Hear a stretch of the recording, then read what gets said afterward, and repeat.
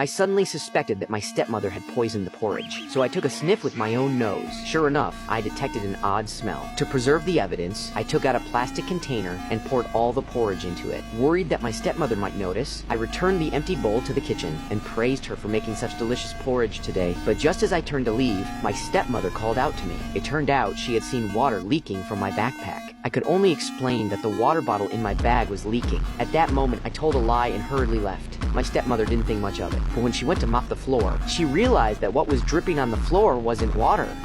After leaving, I hurriedly found a friend to help me. I asked my friend to lend me $1,000 to take the porridge for testing. I now suspect that my stepmother poisoned my porridge, but my friend thinks I have paranoid delusions. I explained that it does sound crazy, which is why I need the test to get the truth. But my friend still didn't want to help. That night, my stepmother made a delicious steak dinner. My father praised the taste of the steak, but I refused to eat it. My father asked me why I wasn't eating. I asked to swap steaks with my father because I felt mine had too much fat. Father agreed without hesitation, but my stepmother was unhappy. She said she was fed up with my unreasonable behavior. I retorted just as fiercely. As our argument escalated, my father hurriedly intervened. I had no choice but to take back my own steak. Then I ran to the kitchen with a plate and put the steak in a bag. My father asked me what I was doing. I angrily said that I was collecting evidence of a crime because I suspected that my stepmother had poisoned the food. My father thought I was crazy and rushed over to stop me, but I pushed him aside. This crazy act scared everyone, but I was so emotional that I picked up the knife again. My stepmother saw this and quickly called the police.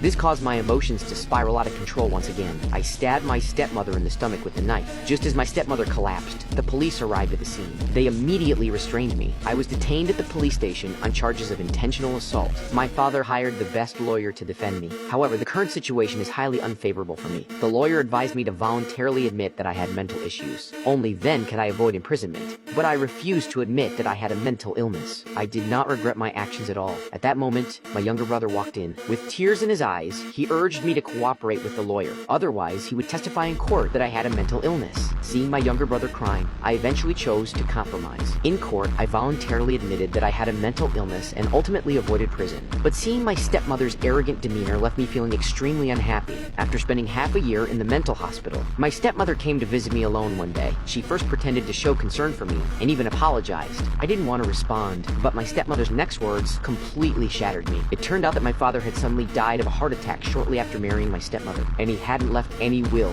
Even my younger brother is dying. I need to see him. I'm afraid that's not possible. He hasn't been feeling well. Stomach pains. Hearing this, I couldn't sit still anymore. Sure enough, our entire family had been framed by this malicious woman, but now I had no ability to resist, and could only let the medical staff treat me as a mentally ill person.